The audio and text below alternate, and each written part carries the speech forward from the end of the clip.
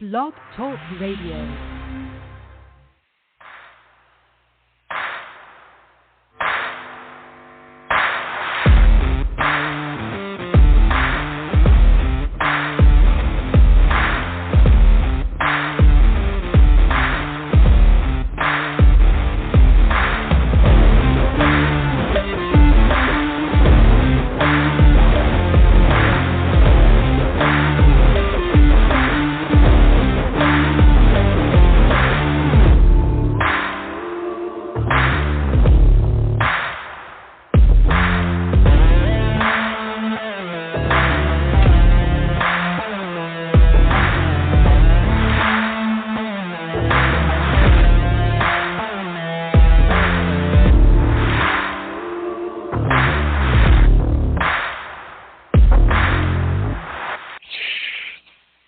Welcome, everybody, to the 110 Nation Sports Show. I am your host, Mr. CJ Sports. You can follow me at Mr. CJ Sports. You can follow the 110 Nation at 110 Nation. Make sure you guys check us out on Facebook, my personal fan page, Mr. CJ Sports, the 110 Nation fan page, the 110 Nation Sports. Also, make sure you go over to www.110nationsportsradionetwork.com. You guys can catch out the radio shows, the latest videos, the latest blogs, marketing partners, you name it. You can find it over there. You can also find tabs to different platforms such as iHeartRadio, Spotify, iTunes, Spreaker, Blog Talk Radio, Podchasers, Podcast Addicts, you name it. Click on them, take you to those different platforms. And you can catch our shows over there if you already have iHeartRadio on your phone, Spotify, iTunes, whatever the case may be.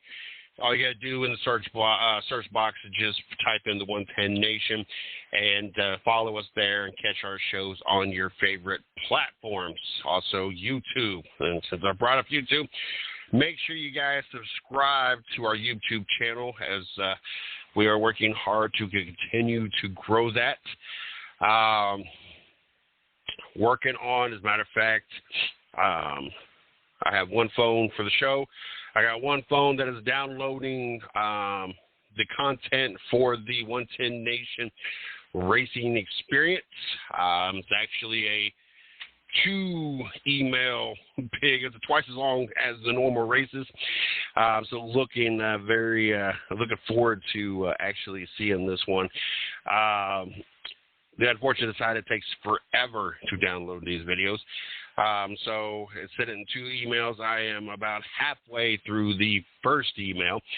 So I'm hoping by the time this show is over, I will have both the actual pieces of this race downloaded. So when I get off the show, I can do the editing I got to do and get it published. And then I personally will get to watch it tomorrow morning. Did a radio active, finally got that up. It took a little bit longer than I was expecting to take due to work and everything. And then yesterday, oh my Lord, I didn't realize what was all entailed to this. But at the end of the day, I had 3 different point of views sent to me. 2 of them being an hour long, 1 of them being 2 hour long, but I could skip through the first hour. It was just pre-race practice. So essentially 3 hours worth of video of the same race that I had to watch from 3 different point of views and then clip out. I had a whole page and a half worth of notes of sections of the race that I wanted to put into the radioactive edition of it. And then had to edit it. I had to put it together. Then once I got it uploaded, then add some music and audio to it on YouTube before then I can then republish it basically. A lot longer. Took up most of my 4th of July.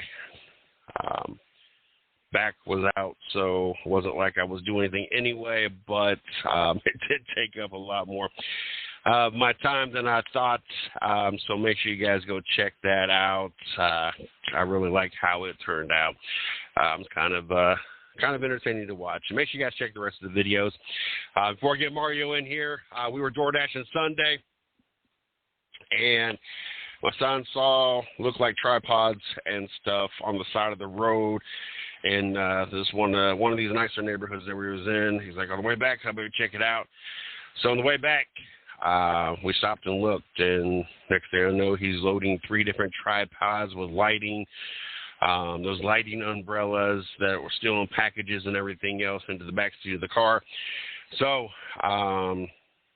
this week's videos, promo clips for the shows, involved either the new camera holder that we got, that I got for Father's Day, or we got inside and involved the new tripods and the lighting umbrellas and everything else. So we got to play with a little bit of everything this last weekend. So make sure you guys check out the videos, check out what we got going on there.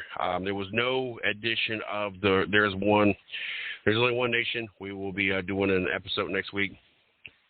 With work and everything. Didn't do much in the studio. It's one of the reasons why I was so far behind on everything.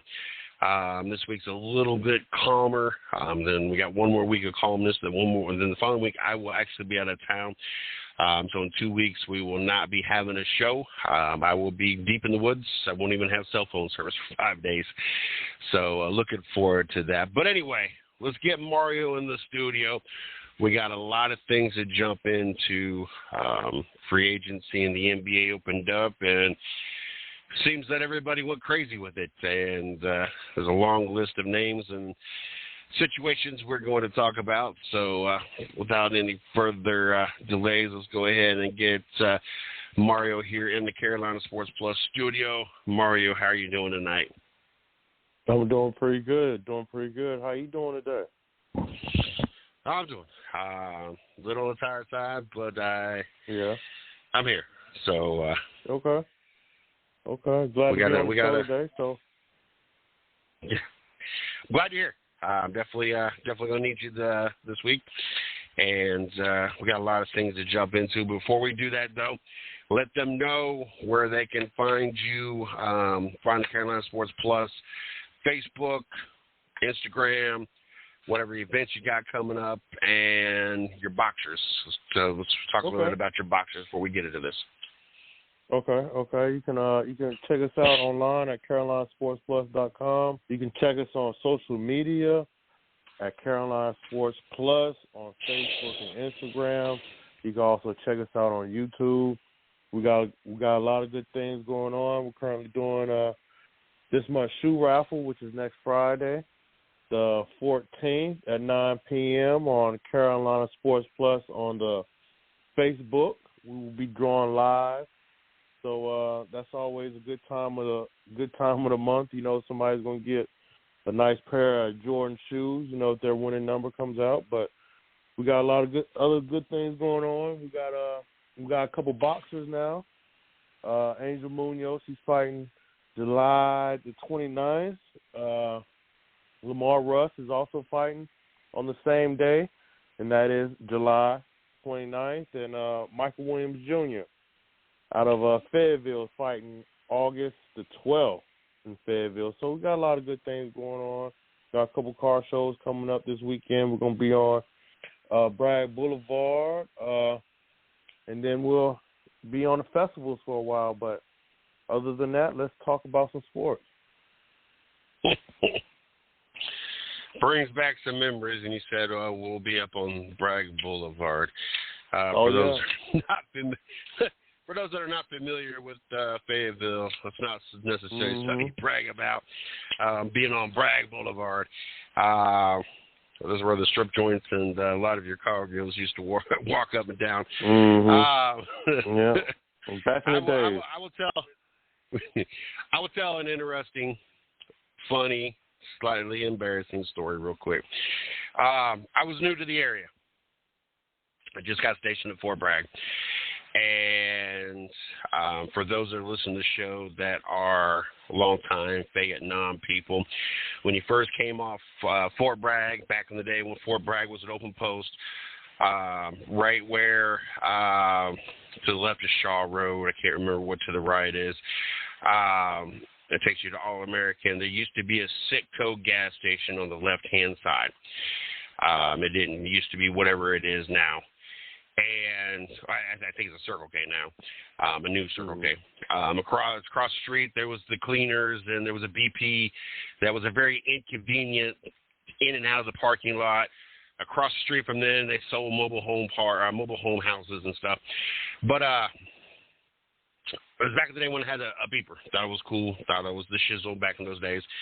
And I don't know if my mom, I got a page from my mom in Ohio, or was just calling her anyway.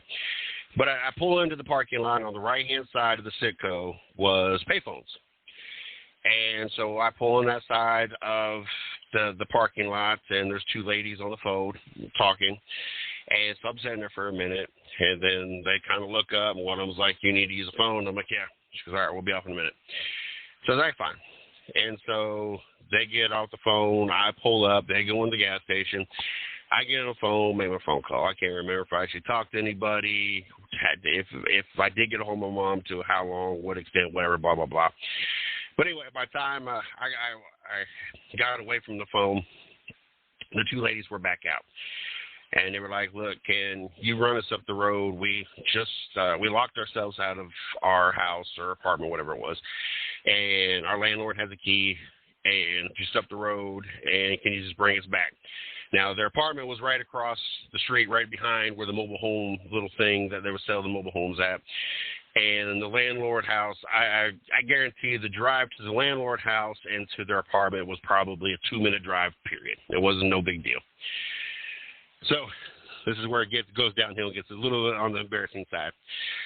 So we were driving, and just before we get to their landlord's house, and she's kind of chitty-chatty, just having a conversation. No one's in the back seat.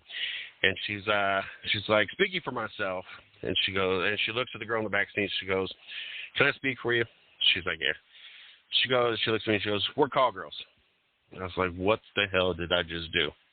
I'm trying to do a nice deed, just take these people to go get their keys so they get in their apartment, and I managed to pick up hookers. I didn't know what to say.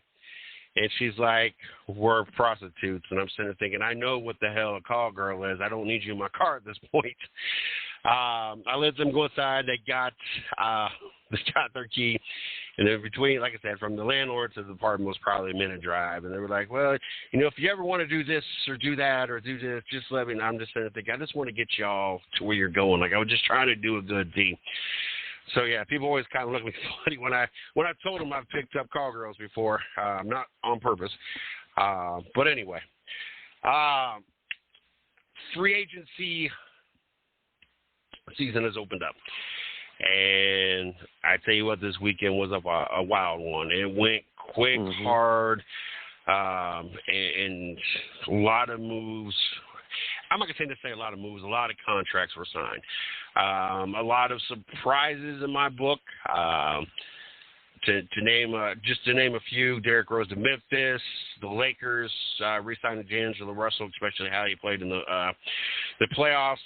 Dylan Brooks, the contract he got from Houston. Kyrie Irving's his contract from the Mavs.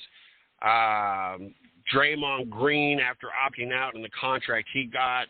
Harden getting re-signed, but then wanting to be traded. Just a lot of things that happened. Kevin Love and the re-signing with the Heat for 2 years. I was kind of surprised with the length of the contract. I know it's only 2 years, but I figure the Heat would maybe do year to year, especially with the injuries that Kevin Love had been suffering. Not so much this last year, but leading up to Cleveland getting rid of him. First names I want to jump into, though, is Kyrie Irving. I was kind of surprised. 3 years, $126 million deal to stay with Dallas. I think there was something like 5-11 after signing him. Not necessarily did the greatest. They went from, 4 seed to basically tanking after that point. Obviously, they even got trouble for the NBA feeling that they were tanking on purpose, sitting their players in order to, had to do with their trade in the draft pick. And they finished a certain position in the lottery pick that the other team would have got their draft pick. So I know that was the whole concern and the whole reason behind the penalty or the fine and everything. But Kyrie Irving, 3 years, $126 million deal. I figured it would have been like a 1 year plus a 1 year option or even a 2-year deal. But to see him get a 3-year, $126 million deal, knowing that Dallas was going to, I guess, really testing the waters here and seeing if him and Luka can play together and make serious advances. Seth Curry was another name when it comes to talking about the Mavericks alone. He got him a 2-year deal. I was kind of surprised. I guess I've never been a real big Seth Curry fan, but he got him a 2-year deal to help the Mavs, I guess, make their roster a little bit deeper. $4 million deal, so nothing big off the books. But an interesting couple of moves for the Dallas Mavericks. One, Kyrie Irving, re-signing Kyrie Irving, and then also adding Seth Curry. I'm not going to lie, this Dallas squad is not a bad-looking squad with your Tim Hardaway, your McGee, your Luka, your Kyrie Irving, your Seth Curry. To me, you added a little bit of depth behind Kyrie Irving so that you have another point guard there. Mario, your thoughts on, I guess, more so the contract, the length of this contract with Kyrie Irving. Was you surprised that Dallas, knowing his off the court issues and I don't know, sometimes his left field thought process, the world is flat, and I guess the whole video that he posted, which caused some issues. And then also knowing that he's kind of gone off the rails at different times, had a perfect situation in Cleveland, decided to implode that, went to Boston, wanted to be the man, never really became the man, then moved on to Brooklyn, the whole vaccine, which to me, people make a little bit more big of a deal about the whole vaccine thing than what really should be made of, on his stance of it anyway. I feel it's his right to either get a vaccine or not. And so I feel that I think that people kind of, once again, it's easier to be on this side of the boat when you're not making millions of dollars and sitting on the bench and refusing to do something to continue making the millions of dollars or contribute. But I still believe that it's his choice, and I think people made a bigger deal of it than what should have been made of it. And now being in Dallas and getting re-signed, what's your thoughts? Was you surprised? Do you see this really working? Like we got a small sample size. The winning record, the losing record wasn't very impressive. Can this Dallas team? Do you think part of that was them tanking intentionally because of the draft pick? Or do we see a small sample size of what to be expected? Do you see these two players be able to mesh and be able to play for multiple years? What's your whole thought process on the whole Kyrie Irving and the 3-year, $126 million contract? Well, overall, I kind of wasn't surprised. I wasn't surprised that Kyrie signed that contract. Just since he's been the first overall pick, between the Cavs, Boston, the Nets, and now the Mavs, I wouldn't say, he hasn't really done too much. He is a good offensive skill player, as far as being in the point guard position. His earlier years in Cleveland kind of, put him on the map somewhat. The shot that he hit with Golden State was good, but I think overall, Kyrie just had, just wanted to get somewhere where he'll get paid. Things are a little bit different out there.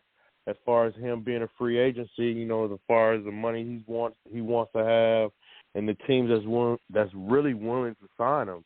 You know, to be honest, so I wasn't surprised that he signed there. You know, he averages 27 points a game, so that's good. But the Curry, you know, I wasn't surprised. You know, 2 years, $4 million. You know, he's a good shooter.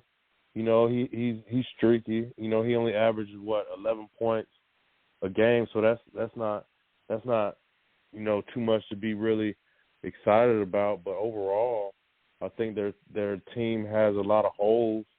You know, none of them plays really defense. You know, they really don't have a defensive stopper or a defensive perimeter stopper, you know, out their whole team. So I kind of figure a lot of teams going to be putting them in pick and rolls and just taking advantage of, you know, which player they want to score against, really. But I'm gonna take Tyrese contract as, you know, getting in where he fits in, and right now he just fits in with Dallas.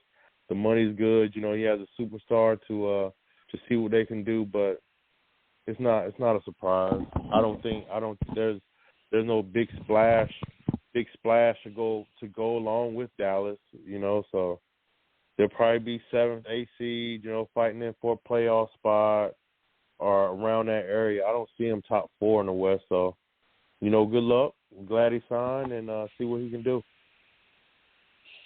Dallas at this point is a team that's going to have to outscore the other team. Another name on the team I forgot to throw out there was Kemba Walker, but I agree, not a very defensive team. No. So it's going to have to be one of those teams that they're going to have to outscore all their opponents in order to have a chance to be in the playoffs or go deep in the playoffs versus, So that's just a team. You know, it's just a team. You know what I mean? As far as even when they're on the court together, it's a lot of isolation basketball. You know, it's a lot of, you know, makes or misses. You know what I mean? So it's just really hard to get in a groove as far as the overall team when you got 2 ball handlers that really need the ball. But we'll see how it goes again.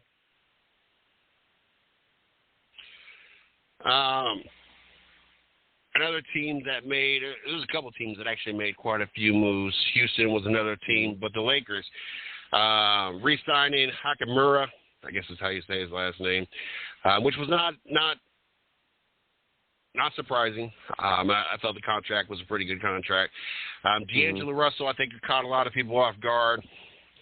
More so the fact that he was really non-existent in the playoffs, the fact that they brought him back for a couple more years, adding Cam Reddish, adding Gabe Vincent, re-signing Austin Reeves, which I don't think was a surprise to anybody, and adding Tyrese Prince.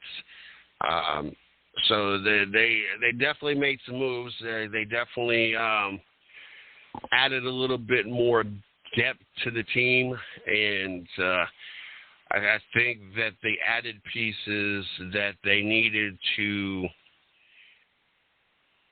really strengthen where LeBron is starting to weaken at with the age and the physicality that he's starting to show, the wear and tear of all these years, 20 years in the league or whatever. Yeah, I was kind of like I said, I was kind of surprised at the whole D'Angelo Russell. I really thought that they would have gone in a different direction and found someone else to fit that piece, especially for that price. But overall, I think that LeBron, obviously, he's been pretty heavy on social media ever since this weekend, or starting this last weekend anyway. I think he's rather pleased with the squad that he has around him, and it's going to be interesting. I don't think any move instantly put them above Denver or the favor. But I feel that if this team can stay healthy, more specifically LeBron and Anthony Davis, you narrowed the gap that Denver had over them. Your thoughts on the moves for the Lakers and the re-signings that they made? The Lakers, it's kind of expected, with the Austin Reeves sign. He was a good undrafted player. He gets his 4 years, $56 million, but last year was a good year for him, Hopefully he can do it again, Is his game worth? Does he take his game to the next level? Overall, he only averaged 13 points. You understand what I'm saying? It's 64 games with him this year. It's not a lot, but they couldn't afford to let him go just because of momentum and the swing of things that happened when he was on the court. Especially during the playoffs and leading into the playoffs. He really did have a good swing of the basketball. But my question is, with Vincent and Russell, who's gonna be your starting point guard? You sign one for 2 years, then you sign one for 3 years. You understand what I'm saying? So that's gonna be a battle already. Who's gonna be comfortable coming off the bench? Is Vincent gonna want to come from Miami, starting in the playoffs and leading them down that good stretch that they had, beating the Bucks and all them, to now going to the Lakers and coming off the bench? How is he gonna feel about that? You know what I mean? And then you look at Russell. Is Russell more the sixth man? Are they trying to put him in the sixth-man role but sign him for 2 years for $30-something million? So who's gonna be the starting point guard? But the thing about Denver and the Lakers, my thing was who was going to stop Joker. AD really doesn't want to play center. He really doesn't want to bang all the time. So I figure, the big man they signed from the Pelicans, he's good. He's athletic. So that's a step. But I just don't know if they just, patching in holes, figuring out things. But it still feels like the same Lakers, from last year. Even though they did go to the Western Conference Finals, But I give them a average grade. It wasn't really nothing really big. But the Vincent trade, getting him, I just want to know who's playing point guard, who's going to come off the bench, who's going to back up AD. So are LeBron and AD going to be healthy? So there's still questions, but overall they did a good job. They did a fair job of free agents. Not only does Anthony Davis not want to bang in the paint, I don't think physically he can handle it. And back to the Austin Reeves thing, watching different things. That whole 16-point-a-game thing kind of somewhat misleading. He was one of the best players the second half after the All-Star. Didn't start off as hot and didn't have the role that he had in the minutes that he had. But the second half of the season and the playoffs really kind of solidified, one, this contract that he got,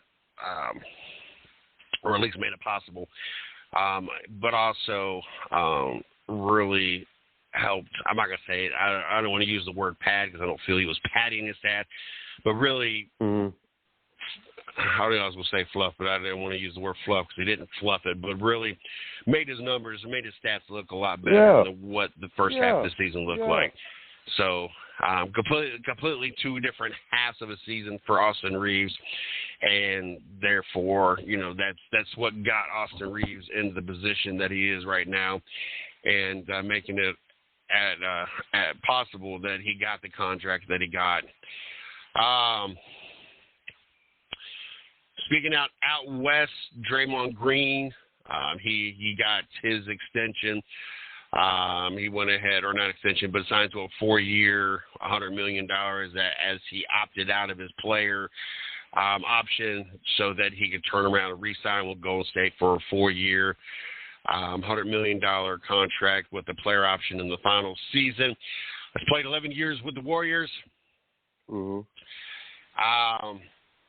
I think people were all over the place when it came to Draymond Green, whether or not if the Lakers should re-sign, or I'm sorry, not the Lakers, but the Warriors should re-sign him, if he was going to go. There was a lot of rumors whether or not he was going to go play with LeBron, if it'd be in L.A. or somewhere else, what his plans were. At the end of the day,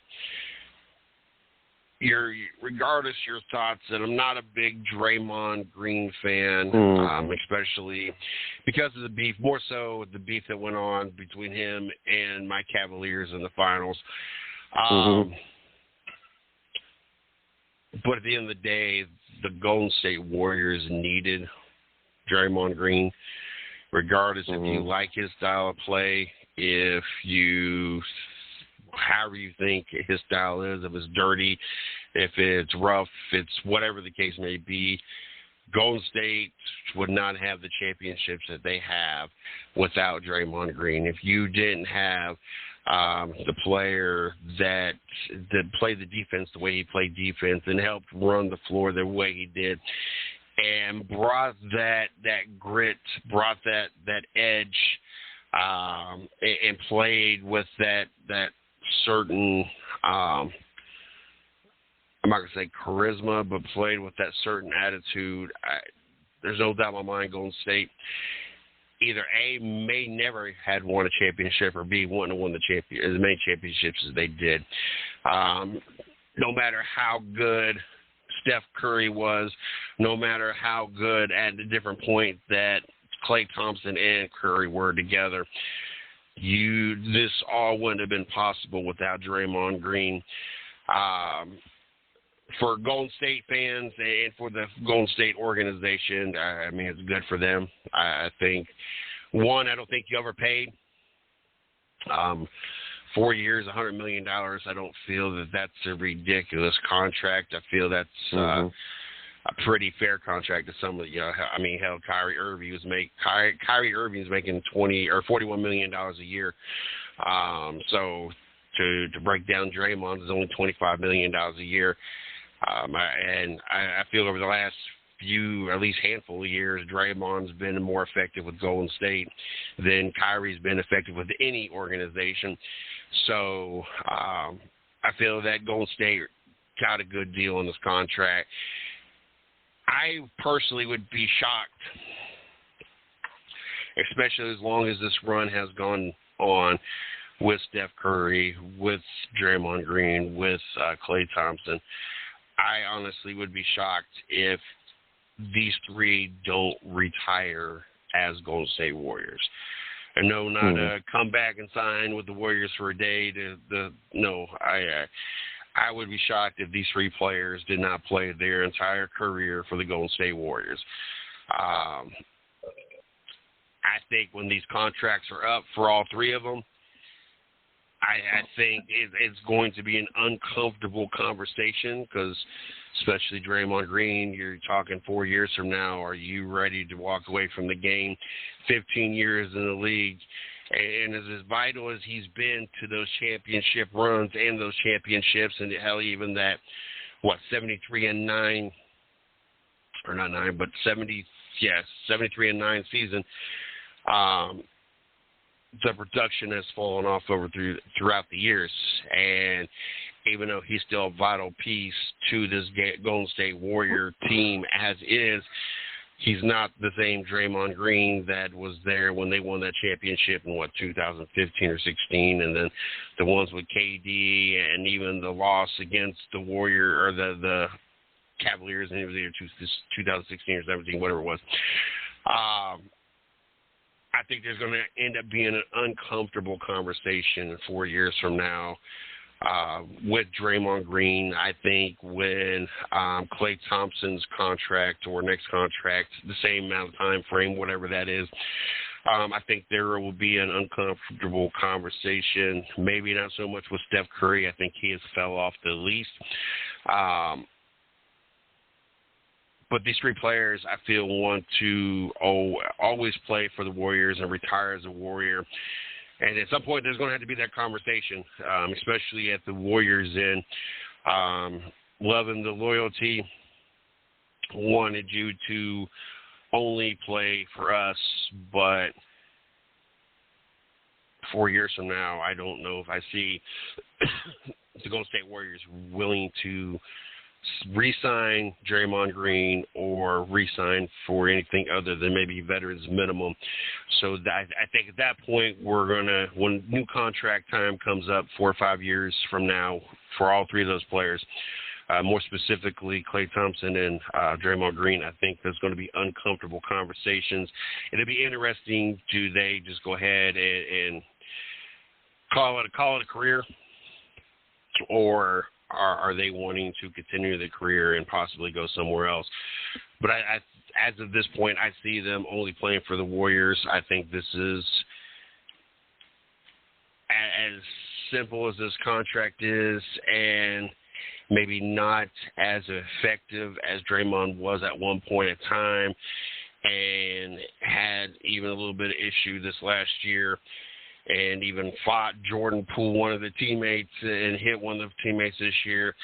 I think that it was an important signing for the Warriors. I think it was important for the entire team. I think it was entire for the fan base. I think it was entire for Draymond Green. I think all around it was important for every different aspect or piece of the puzzle. And I like it. As much as I do not care for Draymond Green, I like the move for Golden State. It shows a lot of class. It shows a lot of respect from both sides. And I think it gives them an opportunity where he didn't kill the salary cap with his contract to be able to continue adding pieces to get these young players in here, for those three veterans to help mentor and get the Golden State Warriors prepared for their exit. I like it. I like it a lot. Your thoughts on this, Mario? Okay. I got several good thoughts. You know what I mean? I'm glad, basketball season's over. You know what I mean? But the contracts, contracts are contracts. But I don't really like talking about what can happen, 4 years down the road, you know what I mean? Just because, contracts are contracts. But the overall, Draymond Green definitely deserves, the money that he's got. He definitely deserves the respect and everything that Golden State has accomplished. Draymond Green's name is around it just as high as Steph Curry. I wouldn't say, on his level, but it is interesting, the more stories that came out as far as, what happened at the beginning of the season, with him hitting Jordan Poole, and the stories coming out now stating that, he was disrespecting Steve Kerr, and that's how it really all started. So that kind of sheds a little light about how the locker room and how Draymond Green feels about Steve Kerr, and how Steve Kerr feels about Draymond, if them stories are correct, you know what I mean? Mm-hmm. But overall, he deserves it. I can see them staying together for a long period of time. But there's some good, exciting things going on. I'm glad football is coming up. Baseball's been going on. So basketball's over. It's summertime, and let's get ready for some baseball. I'm ready to talk about some baseball. I'm glad football's coming up. That's always a good time of the year. Training camps open up at the end of this month, so that's some good stuff. We're gonna be able to chit chat with. But it was a good signing with the Warriors.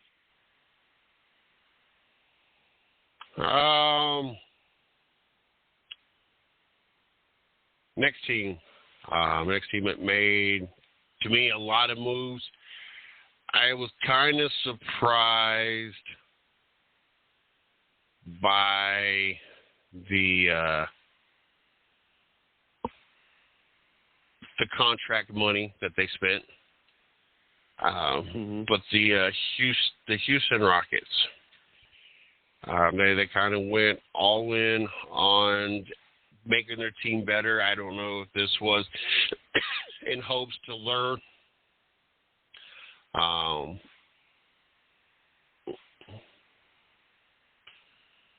in hopes to lure James Harden back. But they went ahead and got Fred VanVleet. I think was a good addition. Was playing with the Raptors. Got him. I saw interesting. I'm glad you said that. I saw an interesting stat today, and it said VanVleet, he be shooting bricks too. I can't remember exactly. I can't remember exactly who was in front of him, but he was second to last in bricks. But it was just an interesting stat once I saw it. I forgot, to write it down. But that's something interesting. Now I just happened to see it after I did my notes for the show this week. Now he 3-year, $130 million. Yeah. They threw out some money for him. A decent, I'm not going to say great, but a decent 3-point shooter. Overall, 37%. The last 3 years, you're probably looking at about a 35% 3-point shooter. Pretty good at the free throw line. Career-wise, almost an 87%.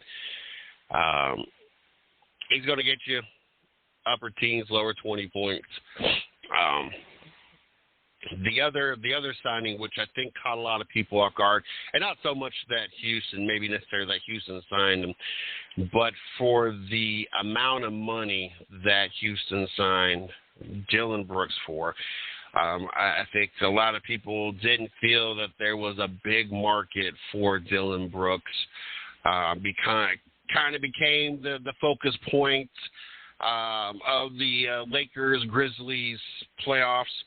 Kind of became the center point of almost everybody's memes. Was kind of poked at and poked on and made fun of a lot ever since he thought he was going to poke the bear. But 4-year, $80 million contract. Thought that was kind of odd that they gave up that kind of money. I know, especially knowing that James Harden has been vocal, wanting to go back to Houston. I would assume Houston would want to make sure they have the space to add James Harden.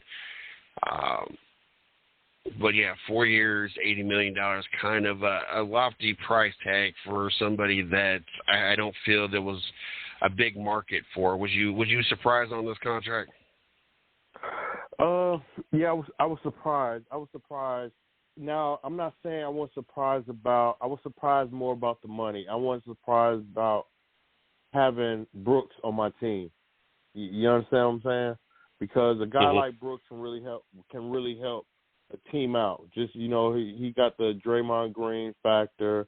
He got the I don't want to say Dennis Rodman rebounding factor. No, I'm just saying the change of person sometimes. Just being the nag. You know what I mean? Just getting on. The best shooter or the swing guard or just getting on his nerves. You know what I mean? So I would like to have him on my team, but I was definitely surprised with the contract. $20 million a year, but he shoots a lot of bricks too. You understand what I'm saying? Matter of fact, it was both of them. I think that's why I'm glad you said that. Both of them on Houston.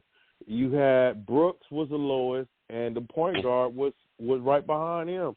I'm glad I thought about that. But anyway, he's a good player to have on your team, but the contract was a little bit, excessive as far as, they got the money to spend and they really wanted him. So they're building a new little identity down there, and you need somebody that's going to, play a little defense and dive on the floor and talk a little trash. To your point, Brooks did score a career best 18.4 points per game. So this was his best season when it came to points. So he's going to get you that 15, 20 points. He's going to have some games that are a little bit better, obviously, but he's also going to have games that is not going to even hit that.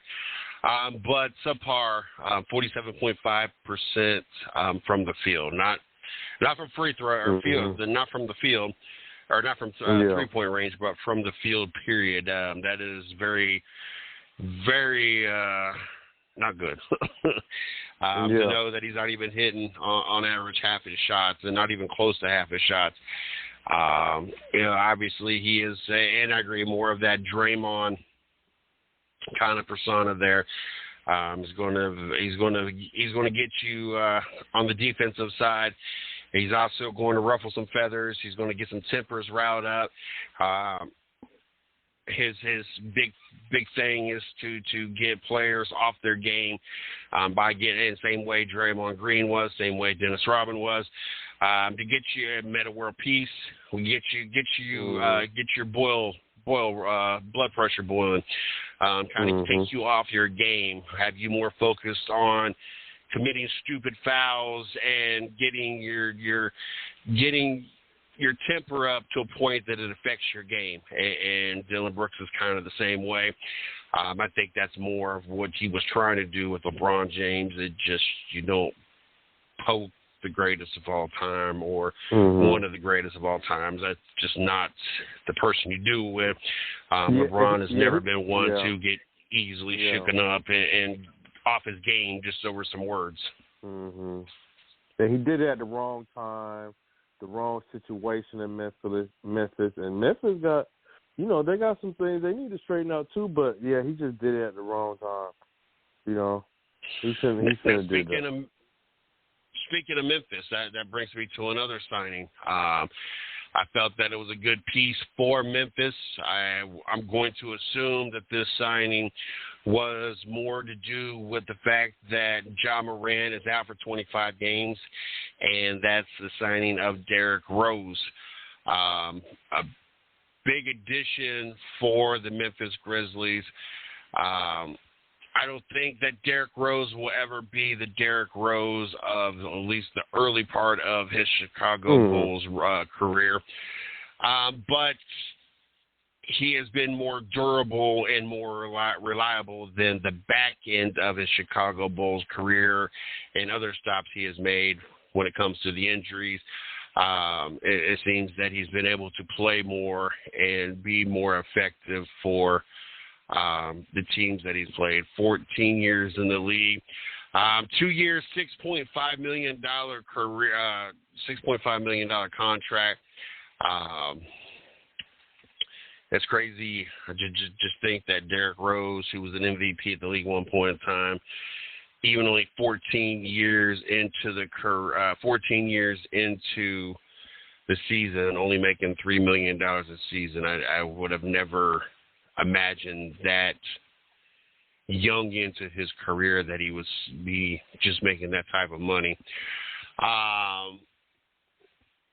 Injuries and everything else just kind of factored into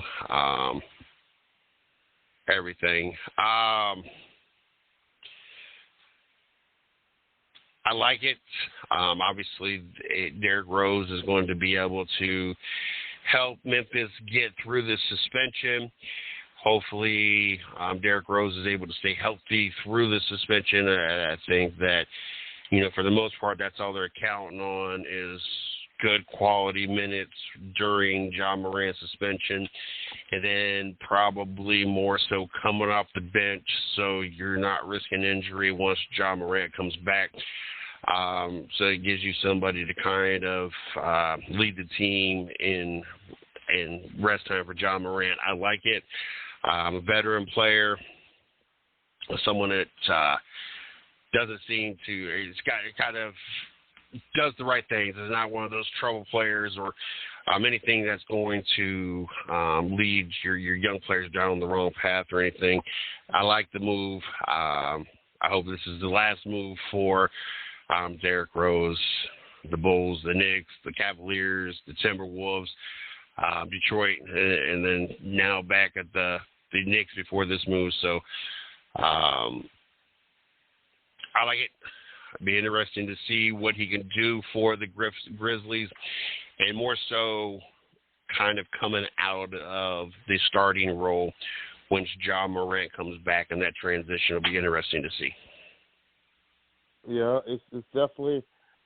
I think it's a good signing for Derrick Rose. I am a Derrick Rose, type of, fan a little bit. It's good to see him still in the league after being a great player coming out of Memphis. He gets to go. He gets to. I'm gonna say go home. Even though he's from Chicago, at least go to where his college career started at Memphis. But I think he's more there to keep them to look over the team a little bit. He'll get some good time, even though Ja Morant is going to be out. With the Marcus Smart trade, there's a lot of small guards over there now. So he'll definitely have a good role while the starting point guard is out. But I think he's there to keep, to help out, to lead Ja Morant, in the locker room and be around him, tell his little story about how he was in Memphis and Chicago early days. But just try to keep them young guys in a little line a little bit. But it is a good signing. Yeah. Another team out west seemed like a lot of these moves, the Houston, the Memphis, the Lakers, I don't know if I said the Mavs, the Warriors re-signing. Seeing that all happened out west, and another move that happened out west was Westbrook staying with the Clippers, 2-year, $8 million contract. Good move. Not surprised. I don't really think that Westbrook wanted to go anywhere else. I think he is comfortable with his role. I think he is happy where he's at. I think that he knows physically he is wearing down. I think he put his body through a lot at Oklahoma, especially after Durant left. And so I think now we're at a point where it's good to be on a team that has Paul George and has Kawhi Leonard, where you're not having to be the workhorse and not relied on having to put up 30, 40, 50 points every night in hopes to win.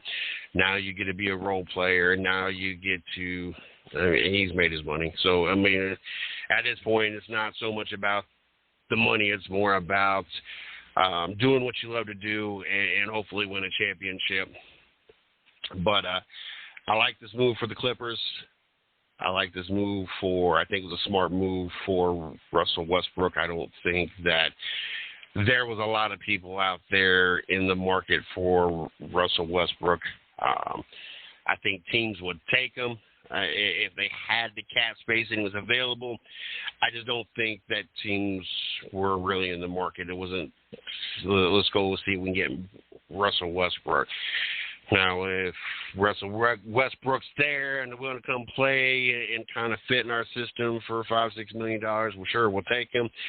I just don't think he was being pursued. I think that this was kind of a perfect storm for both sides, Westbrook and Clippers. Westbrook averaged 15.8 points, 4.9 rebounds, 7.6% or 7.6 assists last season. 48.9 shooting. We never expect a lot of shooting or a high percentage. That was one of the downsides with Westbrook, and what was crazy to me in the whole MVP run and everything is everybody talk about all these points Westbrook put up. Well, yeah, if you shoot 100 times, you're bound to get 50 points. Like, come on. That was just like Drew Bledsoe in the day. You throw 40, 50 passes, you're bound determined to get 300-400 yards. It's going to happen. You really got to be throwing away 40, 50 passes not to get it. Same with all the shooting. Well, he did that with the Clippers, or with the overall season with the Clippers. He averaged about the same, 15.9, 5.8, 7.5. I just feel it was shot a little bit better with the Clippers. I think it was just a better system. I think with the Lakers, you had so many injuries, and there was times you relied on kind of being the man. I think in LA, even with the injuries, you're a role player. You're not relied on of being the man and expecting or expected to carry this team. Everybody's kind of expected to do their thing.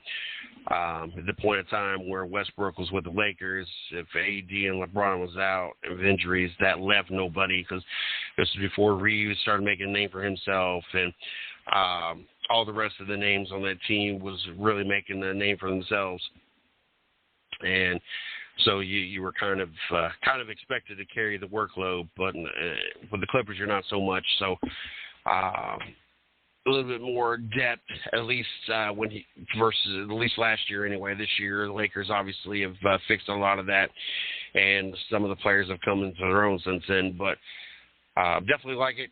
At this point, I kind of be surprised if Westbrook goes anywhere else. I would not be surprised if Westbrook retires a Clipper. Your thoughts on Westbrook and the Clippers and his 2-year, $8 million contract? Yes, it was definitely I wouldn't say a hometown discount, but him being from California, UCLA, you wouldn't see why that he wouldn't stay. You know what I mean? The contract, yes, it is a good contract as far as the Clippers, but after making $47 million last year, they had to walk into 3-point-something this year. You know, with a definitely good role and a coach and a team that definitely has his interest, you know, in heart, because overall he gained a lot of respect in my book, you know, once he came to the Clippers and Kawhi and Paul George wasn't playing in much needed win games. You understand what I'm saying? You know, the playoff series with Phoenix, you know, he definitely he earned some cool points, you know, by carrying that team and taking them as far as they did with the team that they did have. But it's a good contract. You know, he gets to stay at home. And hopefully Paul George and Kawhi can get it together, you know, and play a good full season. I wouldn't say all 82 games, but at least be able to finish, you know, the playoffs and actually get to see what it looks like. So that's a good signing. Plumlee also signed there at a good price just to stay in the culture of the Clippers, you know, because they got a new arena coming up. You know, they still got good players signed, and Westbrook, he was a good sign for them to stay there and see what can happen. Now we're gonna travel east a little bit here, and well.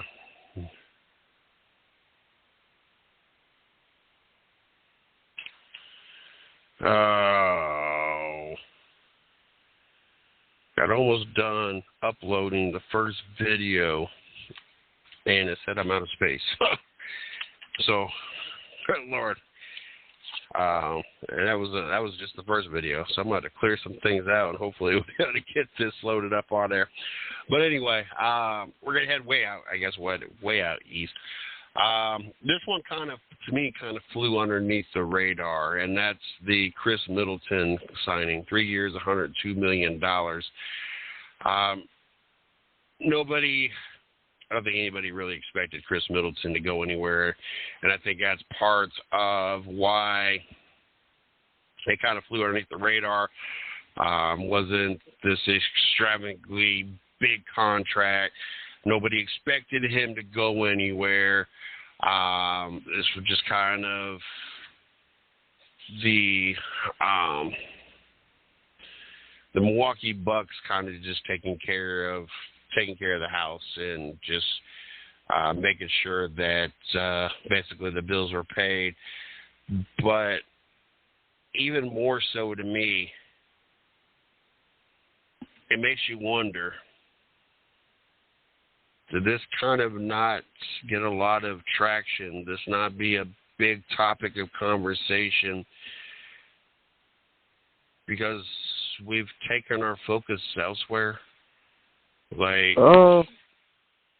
there's still a lot of talks and a lot of hopes with Boston, And even the possibility, even today, they're talking about possibly Damian Lillard to the Boston. I don't think that's where you ended up. The other team's a big possibility, but the other team is kind of the favorite. And one of the other people we're going to talk about today re-signed with that team, but the Miami Heat. It seems that out east, there's a lot more focused on other teams other than Miami. It's not that long ago that the Bucks, 2 years ago? That the Bucks won the championship. The Bucks were the number 1 seed this year. Not a lot of buzz, not a lot of talk. It's like we're no longer interested or paying attention to the Bucks. I feel that more of the focus is on the Miami Heat, what Philadelphia does, and whether or not they bring somebody in if James Harden leaves or not. Like I said, the Boston Celtics, especially with Jaylen Brown and Jason Tatum, I just feel that there's a lot more focus out on the East that doesn't include the Milwaukee Bucks, which is kind of surprising when a lot of people feel that Giannis is the greatest to be playing basketball right now, and there's not a lot of excitement to me. There's not a lot of talk. There's not a lot of focus on a team that you're potentially the best player in basketball is on. I'm not going to ask if there is a surprise with the Chris Middleton. I don't think anybody thought Chris was going anywhere else. I don't think the contract is above or below. I feel it was an average contract. Was you kind of surprised that it fell underneath the radar? Am I reaching for this? Like, is there another reason that this kind of just, okay, Chris Middleton's side, let's move on? Like, he's a big piece of why they won the championship. He's a big piece why they consistently are the top team out in the East. But he gets re-signed, and everybody just kind of shifts to the next conversation or the next signing, and like it wasn't even, like it never even happened. I think my opinion, how I look at it is, it's a good signing. I kind of figured that he wouldn't leave Milwaukee, but then at the same part and the same token, if you think about it, is he a splash type of player? Is he going? Is with the lead man gone? Is he the next man up? You know, it's kind of like, you know, even though he gets paid $40 million a year, you know, he kind of disappears at times, you know what I mean, if the team ain't all together and healthy. You know, he has his moments where he doesn't look like that superstar, you know what I mean, or that person that needs to be being paid $40+ million. But I think the Lopez signing was the biggest signing, even though he didn't get paid as much. You know, that signing helped Middleton and it helped Giannis just because of the things that he's developed over the years, you know, with three-point shooting, defense, and things of that nature. But the Middleton signing, you know, is expected. Is it a splash? You know, it's just going to be the same thing. Hopefully they can stay healthy, and hopefully he can do his thing. But he's not a top-tier superstar when you actually think about, you know, if Giannis is gone, Middleton he's the man, because we've seen it already. But he's a champion, and they won in Milwaukee. So it's a good sign. Speaking of one of the teams that I brought up, Miami, Kevin Love re-signed with the Miami Heat. I was more so surprised, not really the contract, at least dollar-wise, but more so the length. Even though it's 2 years, Kevin Love's not been able to stay the healthiest. He even got hurt during the playoffs.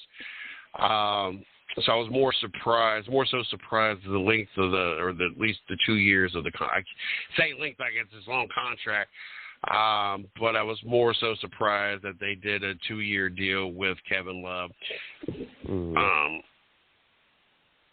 keeping him here. I put him through his 16th and 17th season. 17. It's hard to believe Kevin Love's been around for 17 seasons. Yeah. A big part of Cleveland's championship run and the back-to-back finals that they got to go to. But I like Kevin Love. I wish that the Cavaliers would have went ahead and retired Kevin Love as a Cavalier, just kept him. Let him continue coming off the bench, giving him valuable minutes, and just that veteran presence was, to me, I felt a big important piece. But going to stay with Miami with all those undrafted players, Jimmy Butler. Maybe they can run it back, add a couple pieces, and potentially in the second year, is that his option? So I'm sure that'll be more on how he feels. Any surprises, any thoughts, anything on the Kevin Love? The Kevin Love is a solid, signing. He'll come off the bench, maybe start a couple games here and there. But it all depends if they can get Lillard or not. You know what I mean? Their players are already kind of like drifting away. You already lost Vincent going to the Lakers. That was your one of your players who had a magical run. If you trade for Lillard, then you got to leave Duncan Robinson. You got to trade Duncan. You got to trade Hero, even though Hero wasn't playing during the playoff run. So that's already two players gone that was in the rotation, during the playoff run. So that'll be something that you'll need to, kind of address.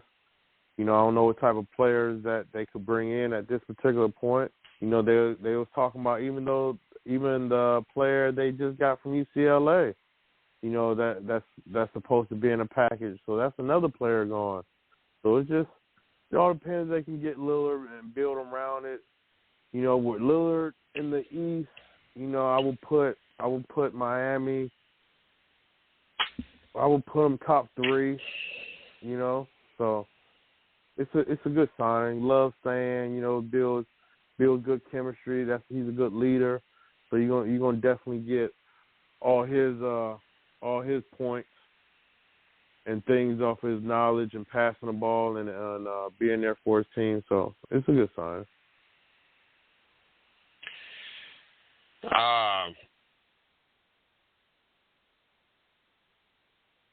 The craziness to me is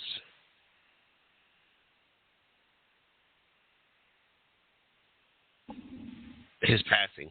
Have you ever watched him pass the ball? Mm-hmm. Yeah. Especially those full court passes. Mm-hmm. Yes, those things are so crazy to me. On point, in the bucket, lay it straight up. Take it and lay it right on up. That definitely takes practice to do. It really does. Somebody gonna have to run. I'm gonna have to teach myself how to throw that pass. But he's definitely been on it. Yeah, the best to do it. Just crazy to me that just crazy to me how well he does that and the passes he's made. Another big name to get signed, another player out west, was Sabonis of the Kings. Kind of a hefty contract for 5 years, $217 million. So you're looking about 43, little $43 million a year. Kind of a hefty price for keeping him. I'm not gonna say he's not worth or anything. It's just a hefty price. I could imagine for getting paid $40 million a year, but definitely a hefty price for the Sacramento Kings in order to keep him. But big reason the Kings have had the run that they've had. Obviously, a big part of the Kings and their success as of late. Your thoughts on Sabonis in the 5-year, $217 million contract? It was expected the same way the Milton contract was. You know, the Kings are definitely doing some good building down there. So why not keep them? You know, they're keeping everybody intact. You know, nobody's really left, so they have a good foundation. So it was a good signing. It was a good signing.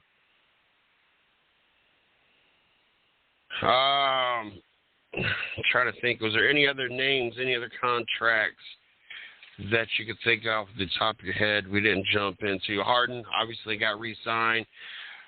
He opted out of it to re-sign and get. Of course, obviously, he's still a lot of rumors talking about him wanting to go to back to the Houston Rockets, but as of right now, still with the Philadelphia 76ers. I think, honestly, for a championship run, is probably his best bet is to stay there. But he did re-sign with the 76ers, 35 point.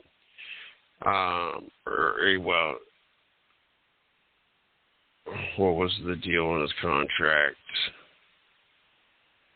Picked up his $35.6 million contract option for next season. So it'll be interesting to see what happens between now and the season, and whether or not James Harden plays for Houston or plays for Philadelphia. If you was to guess right now, where do you think he goes, or who do you think he plays for? Right now, I can't really tell you who I think he'll play for. I know he wants to get up out of there, right? So I'm not too for sure. You know what I mean? Is the 76ers going to look out for him or look out for the team? You know what I mean? Is it time to break up Embiid? Is it time to trade him? You understand what I'm saying? There's just so much there's just a lot going on in Philadelphia just because I feel like they just couldn't get over the hump and win something. You understand what I'm saying? But Harden, they say that he wants, that he understands that he signs it with the intent of getting traded. So, I know Houston was his landing spot or the place that he really wants to be. Harden just gets a rap too. He just doesn't finish. Even though he did a good job in the playoffs this year, it's just wherever I can get my money and send me somewhere where I can play. I think some players just caught up in I don't want to win a championship, or it really doesn't affect me. It really doesn't make a big deal, and I think he's one of them players. Send me somewhere where I can get paid, play a little basketball. Hopefully we can do good, and I'm going to have my good time on my free time in the city that I want to be in. But I'm going to still play, though. But a championship is not, winning a championship does not hurt my legacy or the way I think about myself as a player. He's that type. Never been a James Harden fan. I will not lie. Just I don't know. Just never have been. Mario, go ahead and let them know where they can find you.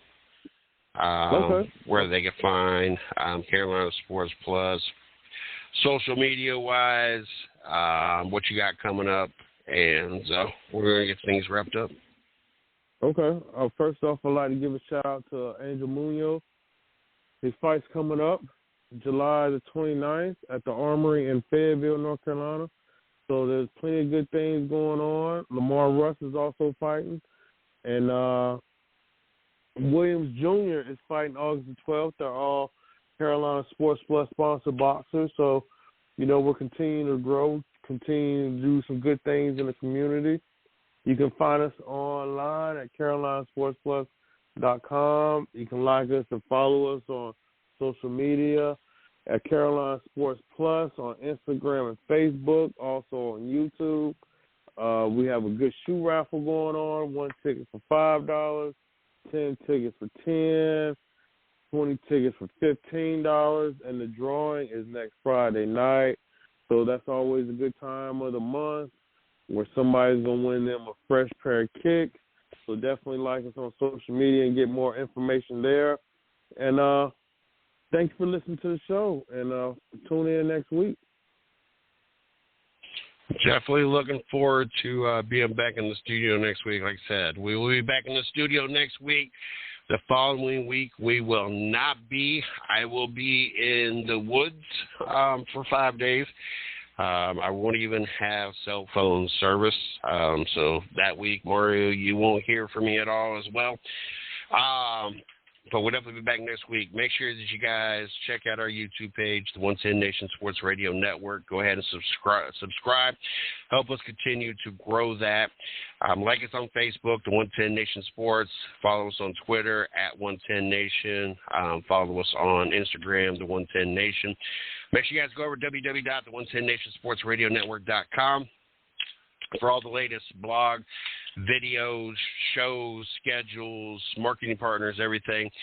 Also tabs to take you over to different platforms, either iHeartRadio, Spotify, iTunes, Blog Talk Radio, Spreaker, Podchasers, Podcast Addicts, YouTube, you name it. Or you can just, if you have the iHeartRadio app or Spotify or any of those apps on your phone already, you can go ahead and just search the 110 Nation in the search bar, pull us up, and follow us that way. Don't forget, Tuesday nights you guys can catch Race Chat live, 8 o'clock, right here on the 110 Nation Sports Radio Network. I am leading. I've not done it. I don't think I've done an update in a few weeks on the 110 Nation Race Chat Live NASCAR pool. I am leading Group A. I have 601 points. There are two groups. We have 14 people, or 7 in each group. Group B, Brianna.